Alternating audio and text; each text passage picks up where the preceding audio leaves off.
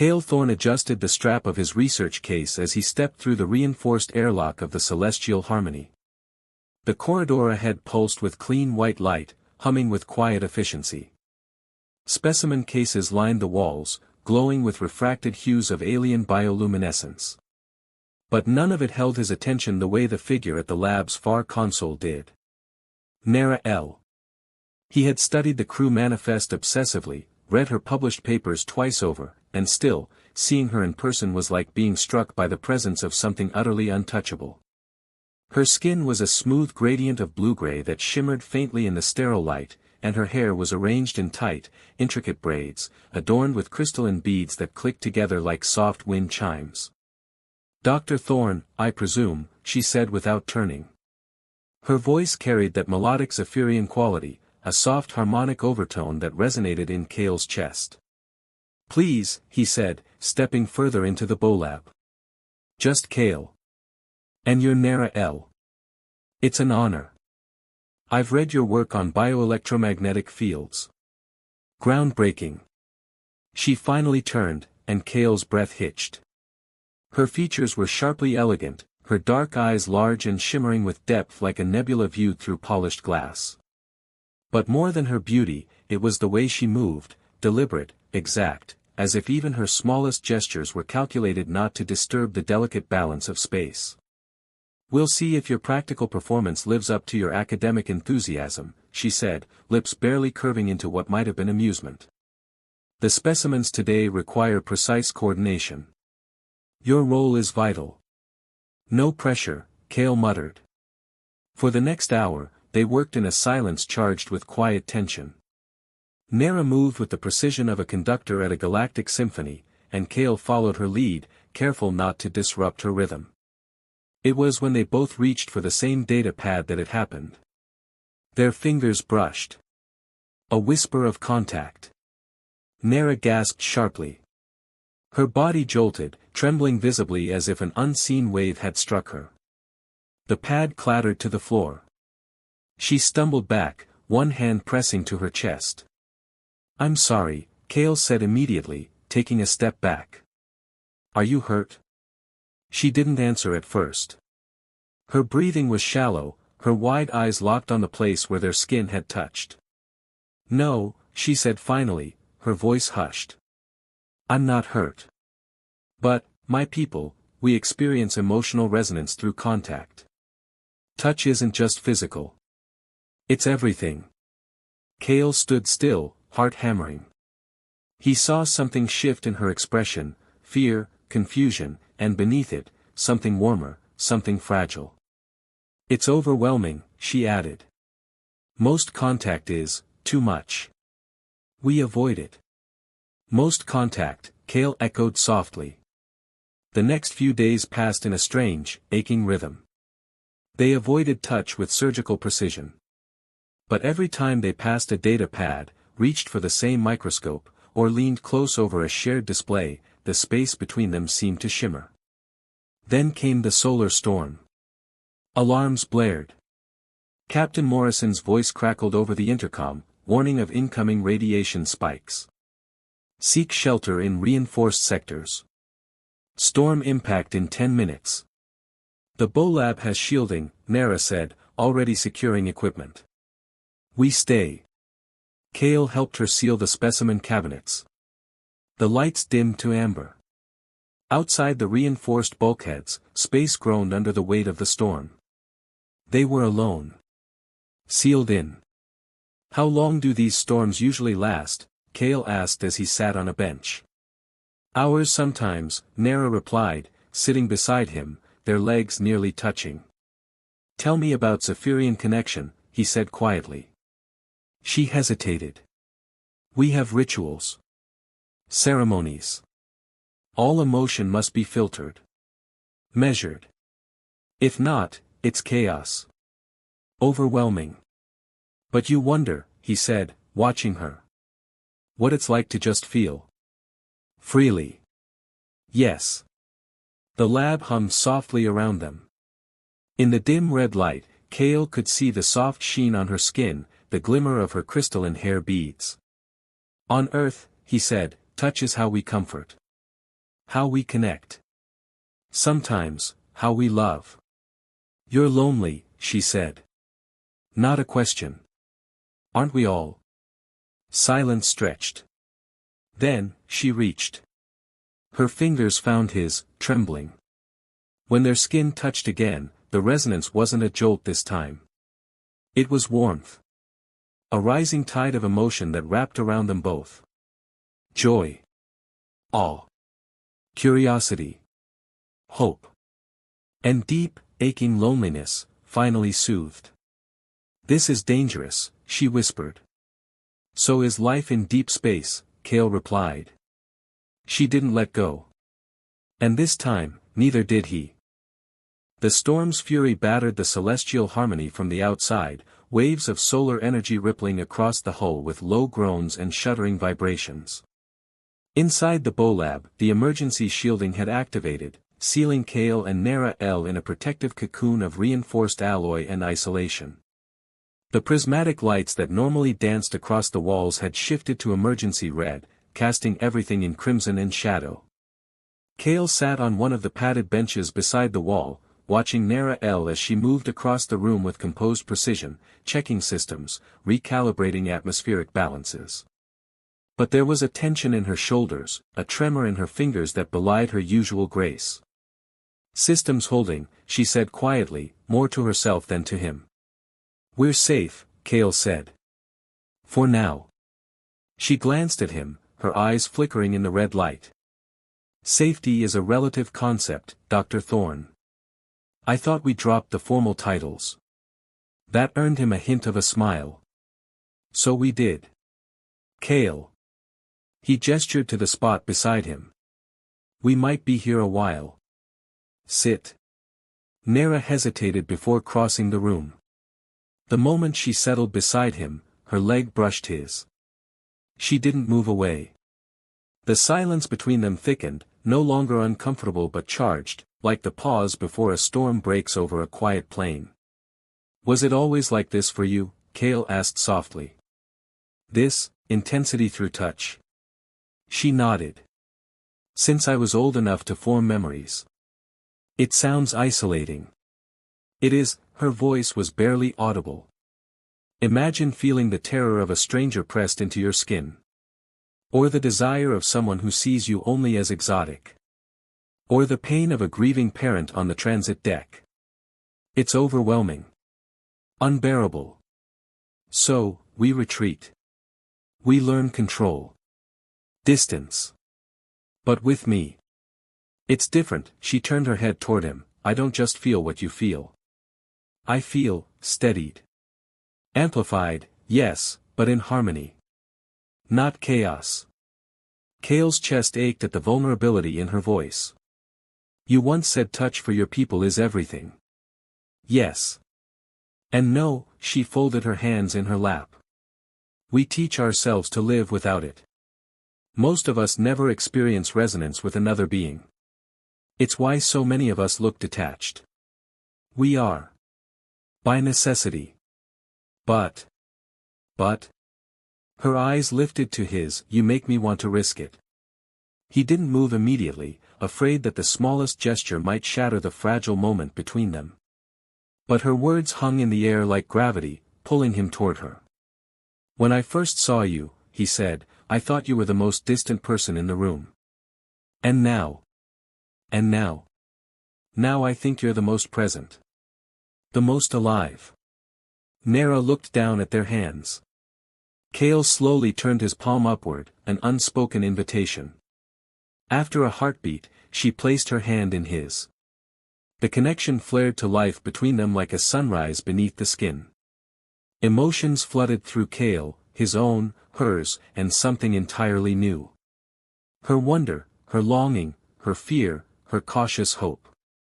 His desire, his calm, his awe. Their thoughts didn't need words. Their hands spoke for them. This is what Valera is, she whispered, in ancient Zephyrian stories, it was the word for emotional fusion. A joining of energy so profound it was said to echo through the stars. Sounds like something worth believing in. It was dismissed as myth, she said. Like so many things we feared were too good to be true. I don't care if it's myth, Kale said. This is real. Whatever this is between us. Outside, the solar storm intensified, a dull rumble echoing through the ship's core. Inside, the lab remained steady, a small pocket of warmth against the cold fury beyond. Nera leaned her head back against the wall. Kale watched the way her eyes moved, tracking invisible thoughts across the ceiling. If you could feel what I feel right now, she murmured. I think I can. She turned to him. Then you know how dangerous this is. Dangerous doesn't mean wrong. No, it means worth it. He reached for her then. Not with urgency, but with reverence. He brushed his fingers along her jawline, felt the tremble that ran through her. She leaned into the touch with a shiver that wasn't fear, wasn't pain. This is more than just touch for you, he said. Yes. And for you? This is how we fall in love. Those words hung suspended in the air between them. Nera blinked slowly, her breath catching. You speak of love like it's simple. It's not, Kale said. But it's honest. And if this isn't love yet, then it's on its way. He shifted, drawing her a little closer. Their foreheads met, a gentle touch. Her hand came to rest on his chest, over his heart. Kale covered it with his own. I can feel your rhythm, she whispered. I can feel yours. Time drifted. Outside the lab, the universe spun endlessly. Inside, Kale and Nera sat, tangled in silence, wrapped in a new kind of understanding neither had ever known before. When the storm finally passed and the systems began to normalize, the red lights dimmed and gave way to amber. The hum of machinery resumed. The emergency seal over the door remained in place, but the crisis had abated. Nera stirred, her hand slipping from Kale's chest. We'll be released soon. The captain will have engineers rotating checks across sealed areas. And when they open the door, we go back to being professionals, she said quietly. He reached for her again, lacing their fingers. What we found here doesn't vanish the moment the door opens. No, she agreed, but it becomes a secret. One we carry alone. Together, Kale said. She smiled softly. Together. When the door eventually hissed open and the light from the corridor spilled into the Bolab, Kale and Nera stood side by side, composed. But beneath their calm exteriors, something had shifted. An invisible tether had formed, binding them in shared emotion, shared truth. And though they said nothing, though their hands no longer touched, the resonance still lingered. Unseen. Undeniable. After the storm, life aboard the Celestial Harmony resumed its pattern. Corridors buzzed with movement, research teams dove back into work, and the ambient hum of the ship returned to its familiar rhythm. But for Kale and Nera, nothing was the same. While they kept their interactions strictly professional during assigned shifts, a new rhythm had developed between them, a quiet synchrony that others began to notice. Kale would glance toward Nera just as she turned to him. She would reach for a specimen file only to find it already in his hands. They moved as if sharing a script written in silence. You two work well together, Dr. Searle from the botanical unit remarked one afternoon as she passed them in the common research bay. Like binary stars. Always in sync. Nera offered a polite nod while Kale simply smiled. They said nothing, but later that evening, when they crossed paths in the observation deck, Kale whispered with a smile, binary stars. I like that. She looked up at the cosmos sprawling before them, her voice a murmur. So long as they don't collapse into each other. He bumped her shoulder gently. Not likely. We keep our distance. Barely. In the days that followed, they found excuses to remain near one another. Kale lingered at the lab later than needed, running recalibrations. Nera took extended time reviewing logs when she could have just sent the results. But even those precious after-hours moments held their risks. The Celestial Harmony was not a place for emotional indulgences, especially not ones that crossed species lines. Unspoken rules kept certain lines from being crossed. Most Zephyrians avoided deep connection with humans, the emotional dissonance was too great.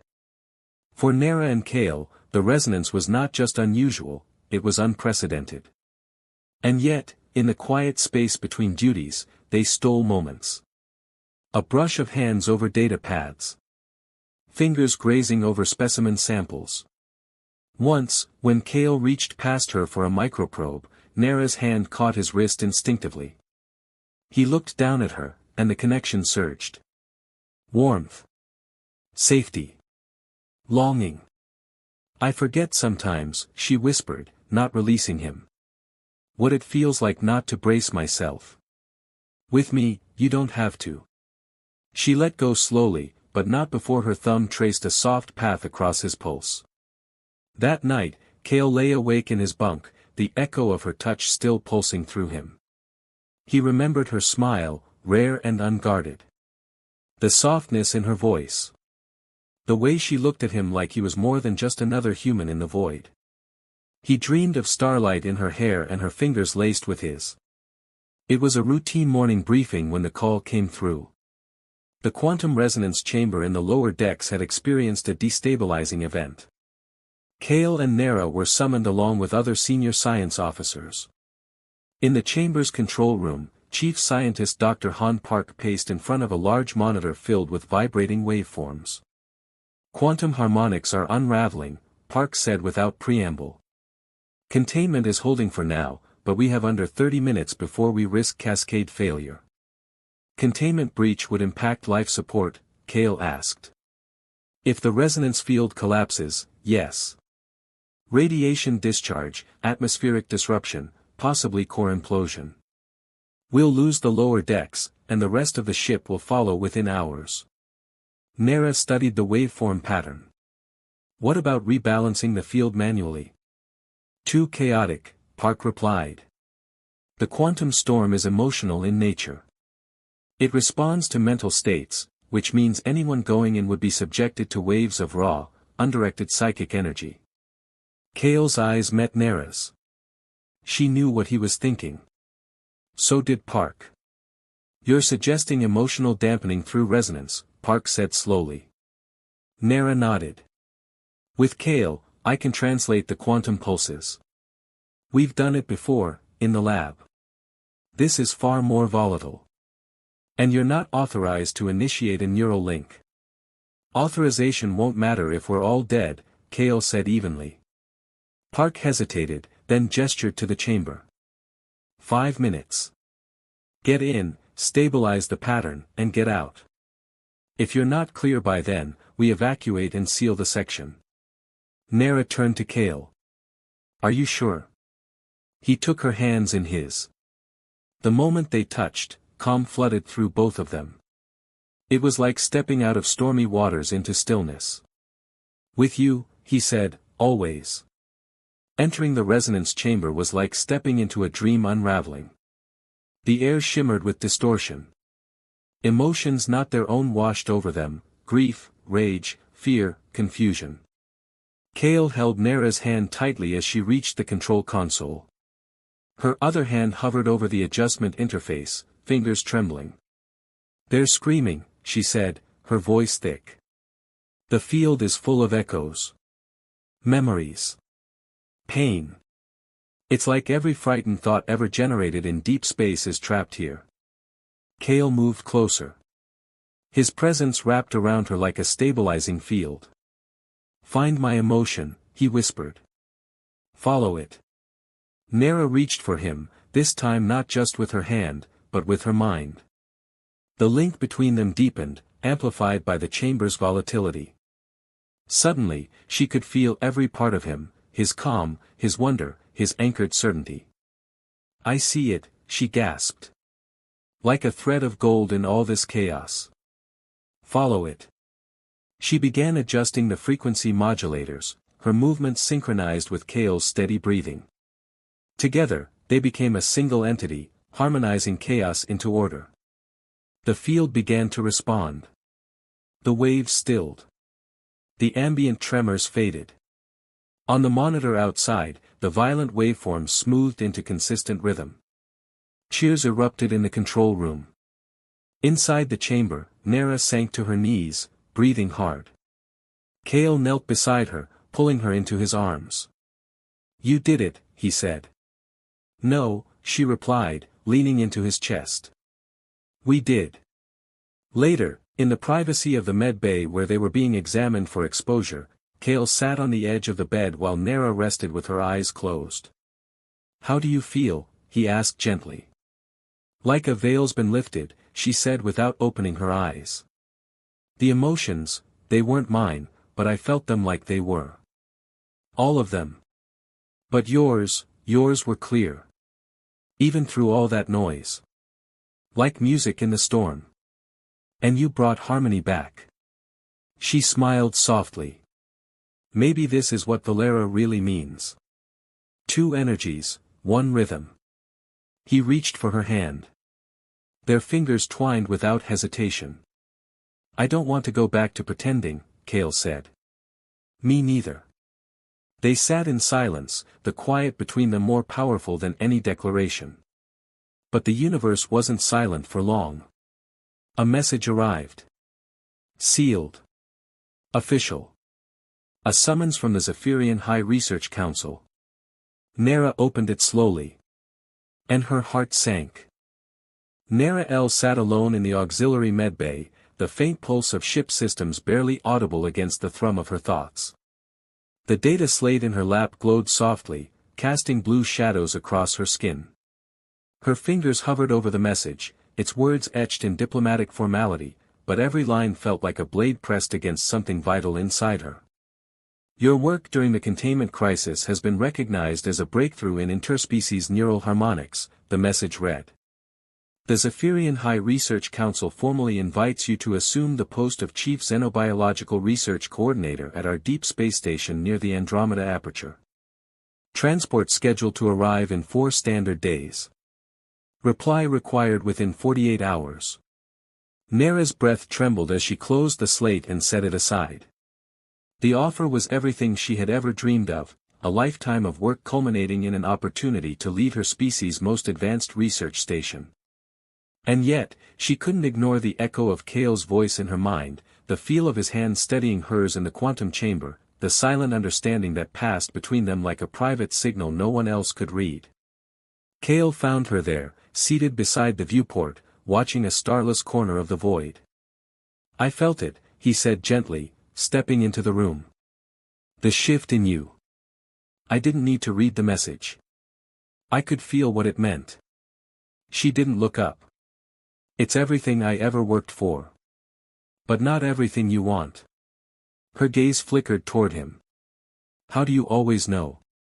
"Because when you're near me, I feel what you feel too. Maybe not as precisely. But I know the weight of a decision when I see it resting on someone's shoulders." Nera's voice was small. "If I accept, it will take me across the stars. Months of travel. Maybe years before we cross paths again, if ever." "I know." She turned to face him fully now. "What would you do? If our roles were reversed?" Kale leaned against the bulkhead, his arms crossed, considering. "If someone offered me the culmination of my career, my people's highest honor, I'd be thrilled. But if I had to choose between that and the one person who made deep space feel like home, I think the choice would be harder than anyone could understand. So there's no easy answer." "No," he said. "But there might be a better one." Her brow furrowed. "What do you mean?" Kale stepped forward and held out his hand. "Come with me." "To where?" "You'll see." She hesitated, but her fingers found his. He led her through the quiet corridors of the Celestial Harmony to a seldom-used observation dome above the engineering section. The lights were dimmed. Outside, stars shimmered like a sea of silver sparks, undisturbed by war or ambition. "This is where I come to think," Kale said. "When the noise of the ship gets too loud." Nera sat on the bench that curved along the window's edge. "And what do you think about here?" "You." "Lately." She offered him a small, vulnerable smile. The Andromeda station, he began, is at the edge of our known charts. Far from the main routes. Hard to reach, harder to return from. But I know someone who pulled some strings. Nera blinked. What did you do, Kale? I applied for transfer, he said simply. To the same station. Her breath caught. You can't. That's halfway across the sector. What about your work here? Your assignment? Your ties to Earth Command? They've already approved my reassignment. Apparently saving a ship earns you a few favors. They were eager to see our resonance protocols adapted for long-term field testing. And who better to continue that research than the two people who made it work? You do that? Give up your current life, your path, for me. He reached for her hand again. Their fingers met like gravity, inevitable and sure. I'm not giving anything up, he said. I'm choosing something better. We belong in the same orbit, Nera. You showed me that. Tears welled in her eyes, unshed but shimmering. And what if it doesn't work? What if the resonance fades? What if? Then we deal with it, Kale said. Like scientists. Like people who care. Like two souls who didn't stop at fear. She leaned into him then, her forehead resting against his. You make me feel like I'm not alone, she whispered. Like there's a version of the universe where I'm not divided into duty and desire. Where I can be both. You can, he said. With me. The next day, they stood before Captain Soren in the command atrium. He listened without interruption as Kale explained the request. Nera stood beside him, her chin lifted, her expression steady. When they finished, the captain regarded them both. This kind of attachment, it's rare. Especially under the strain of deep space. It wasn't planned, Nera said quietly. No, the captain agreed. But sometimes, the stars write their own coordinates. He tapped a few commands into his pad, then looked up. Transfer approved. You'll rendezvous with the Andromeda Station transport in 3 days. Finish your preparations. Make your peace. Thank you, Kale said, his voice thick. Don't thank me, the captain replied. Just prove us right. Over the next 72 hours, the celestial harmony shifted. Word of their departure spread, but the reactions were mixed. Some offered congratulations. Others whispered. A few colleagues avoided eye contact entirely. Nera found herself in the diagnostics bay, alone, tracing old scan logs. Kale joined her later, silent for a long time. Do you think they'll understand? She asked finally. Maybe. Maybe not. Doesn't matter. It does. To me. My people aren't used to this kind of transparency. Or vulnerability. But they saw what you did, Kale said. How you stabilized the chamber. How your empathy saved lives. And they'll see what we do next. She looked at him. We're really doing this. Leaving everything we knew. And gaining something better. A future.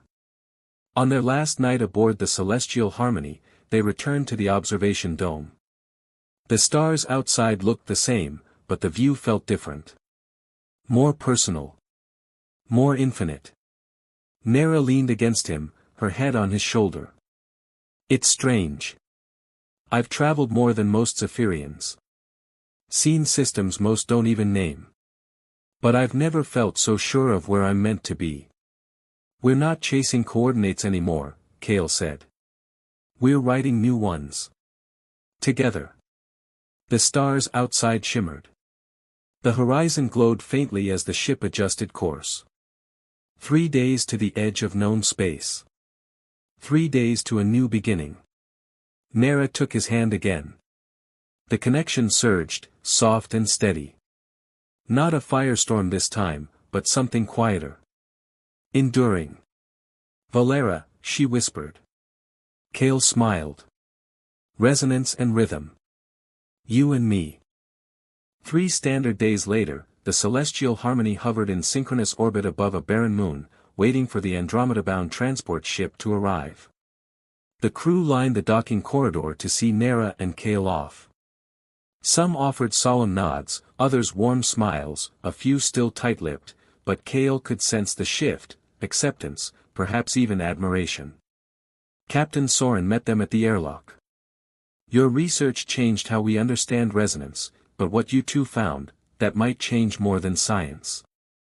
Thank you, Captain, Nera said softly. Be good to each other out there, he added, then stepped back as the inner seal disengaged. With a hiss of pressure, the doors opened. Kale and Nera stepped forward together, hands brushing just once, not enough to draw attention, but enough to steady them. They crossed the threshold into the unknown.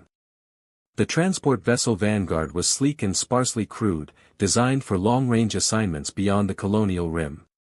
The journey to the Andromeda aperture would take 12 weeks at near-light velocity. Time that stretched in long, quiet intervals across hyperspace lanes and uninhabited void. Nera adapted quickly. The ship's xenobiology module gave her enough to stay immersed in data, while Kale took over shipboard resonance tuning, testing their earlier findings on microbiome emotional fluctuations. They spent long days apart, but evenings always found them together. Sometimes it was quiet meals, legs tangled under the narrow table. Sometimes it was shared music through earpieces while they lay side by side in the observation cradle, watching the stars peel away in long blue arcs. Sometimes they didn't need words. I keep thinking we should name this, Kale said one night as they watched a binary system drift by. This? What we are. Nera thought for a moment. Back home, when two Zephyrians form a permanent link, we don't give it a label. We just say, I know your light. Kale turned his head toward her. Then say it. I know your light, she whispered. His breath caught. And in that moment, the ship, the void, the endless distance between stars, none of it mattered.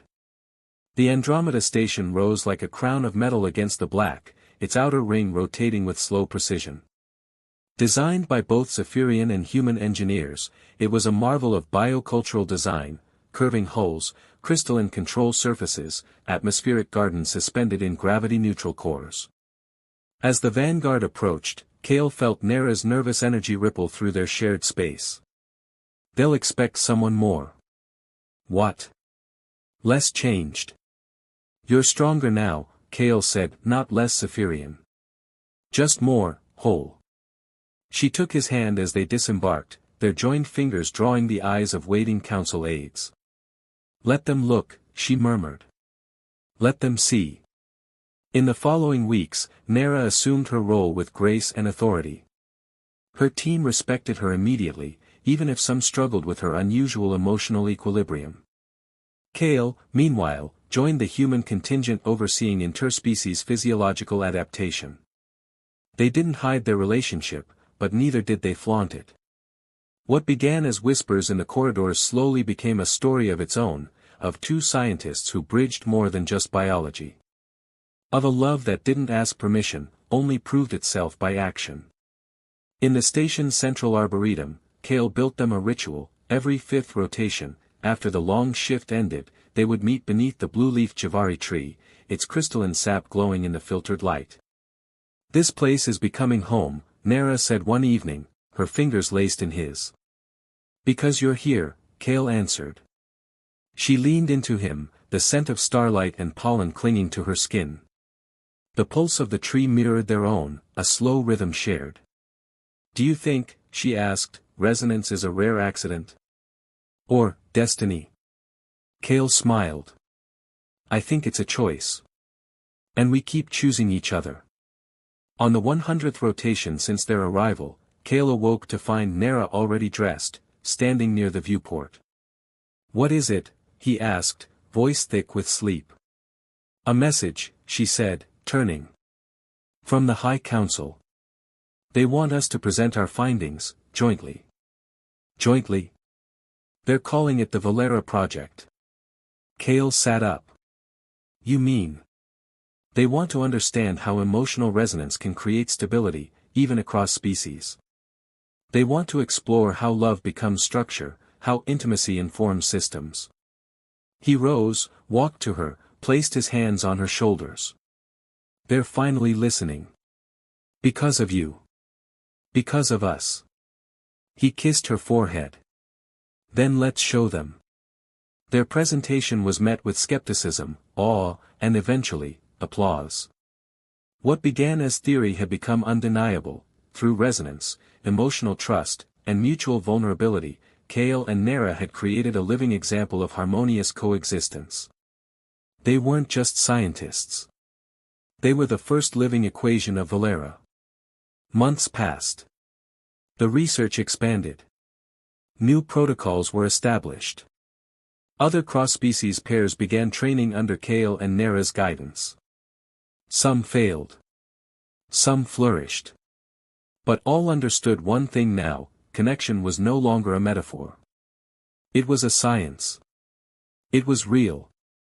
One night, back under the Javari tree, Kale presented Nera with a small object. Not a ring, but a resonance node, tuned to her emotional frequency. A symbolic artifact of everything they had built. What is this? It holds a recording, Kale said. Of our first neural sync in the quantum chamber. Our resonance. I wanted us to have a piece of where we began. She held it in trembling fingers. You kept this? Of course. She placed it against her heart. I'll carry it with me. Always. And I'll carry you. She kissed him then, and the tree shimmered in approval.